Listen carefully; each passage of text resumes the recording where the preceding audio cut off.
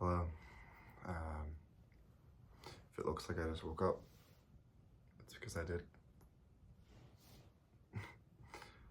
um, Today's day 19, and promised that I would record this before I leave here. So that's what I'm getting at now. But yeah, I'm not going to be able to put any prayer requests at the end because I'm not going to edit this video like the last one. But yeah, just thank you so much for all your prayers and everything that you've invested into this as much as I have. I know that so many people are behind me praying for me, and super thankful for all of that support and just that prayer that has been carrying me along. So thank you guys so much. Yeah, today's day 19, August the 7th, I think.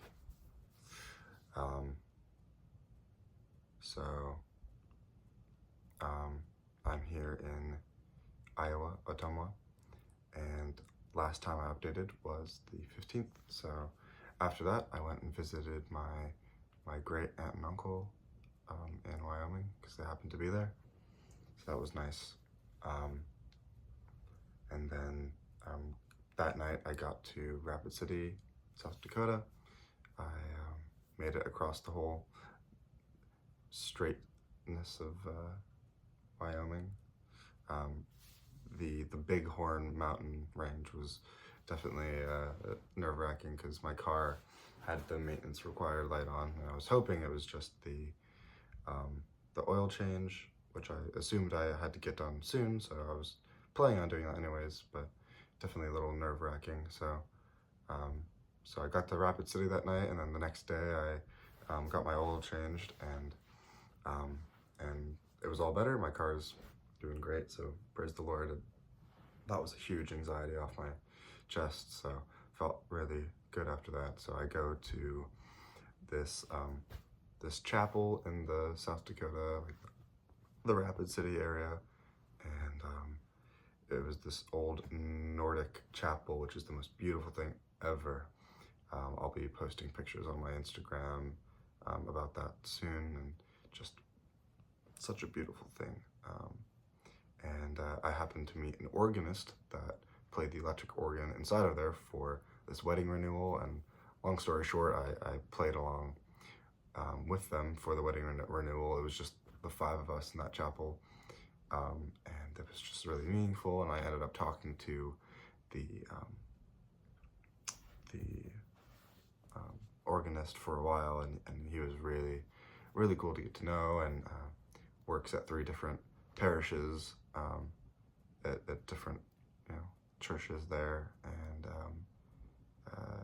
directs music and some of the liturgy there in some of the different churches and the cathedral in town. So he invited me out the next day to tour the cathedral, which I'm not sure I was going to be able to do. Then it ended up working out, so I go there, and it was I show up there. I guess it would have been on day 17. I go there and got to tour the whole cathedral, and it was a cathedral technically because it had the seat for the bishop in it, which is the only thing that differentiates it from a different Catholic church. But we talked a whole lot about the different icons they had, the different stained glass, the different symbolism in all the different areas of it. We talked about adoration, which is their understanding of communion and like the combination of a whole bunch of different things. It was just really interesting, but they believe they have this transubstantiated bread and wine inside of this tabernacle box in this room, and everyone was able to go in there and physically be with Jesus as they believe. It was just really meaningful to go in that room and just pour out some prayers and just sit in the presence of Jesus. And I don't know what I believe about all that, but that room was was special, undeniably special, no matter what you believe. It's just really cool.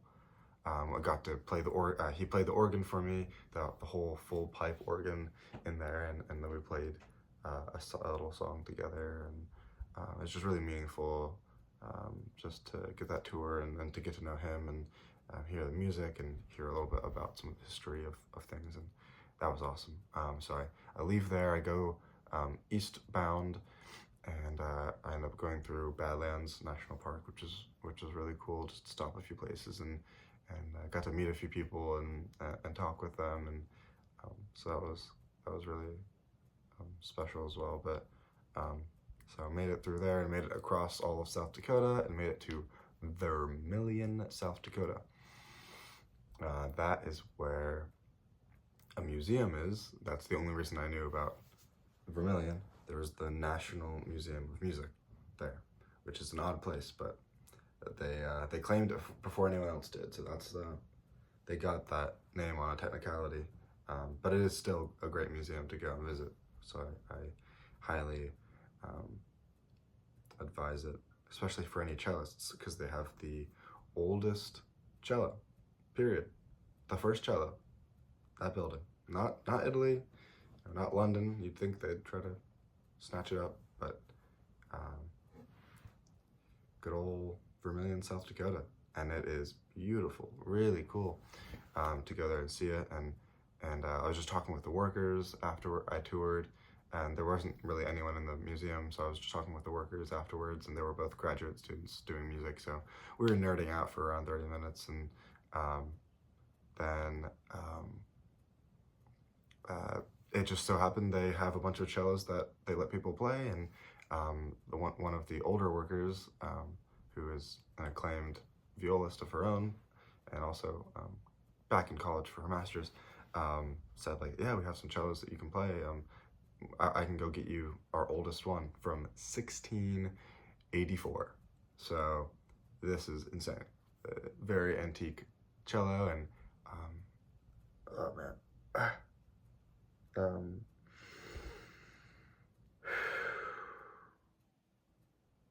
Sorry, no, I'm not emotional. It's just I'm kind of going faster than my brain can handle right now.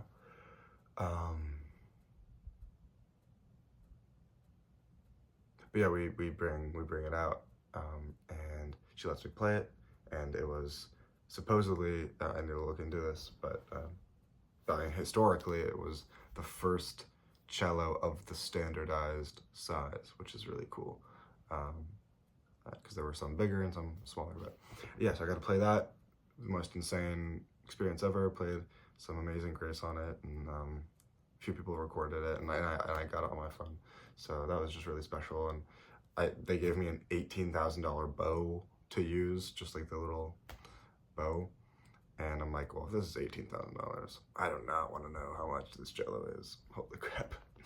That was insane. Such a huge blessing, and such a random little interaction that led to that. So just really, really thankful for that. And just I have so many testimonial moments that I would love to share, but I think I'll include those in different videos, not this. But and then I left from there, and I got here to good old Ottumwa, Iowa. And so after I've now woken up like a new man from a little migraine nap, I gotta be careful, but I have a 6.5-hour drive to Indiana, where is my next stop, and get to spend the night with a college friend of mine that I'm excited to get to know more. And you know, he offered his house to me, so a real blessing to have people reaching out, and you know, just connecting with different people along the way, and making connections. And it's been really special to see what the Lord is doing, and just really, really grateful for everything. And I have so many thoughts and so many things written out that I really want to share, of what the Lord has done in my life, different revelations He's given me, different just things He's taught me, and I really want to be able to share that in some capacity. So I'll make an effort to do that, probably after the trip. But yeah, I'm just so excited to see all of y'all again at church, and yeah, See you guys.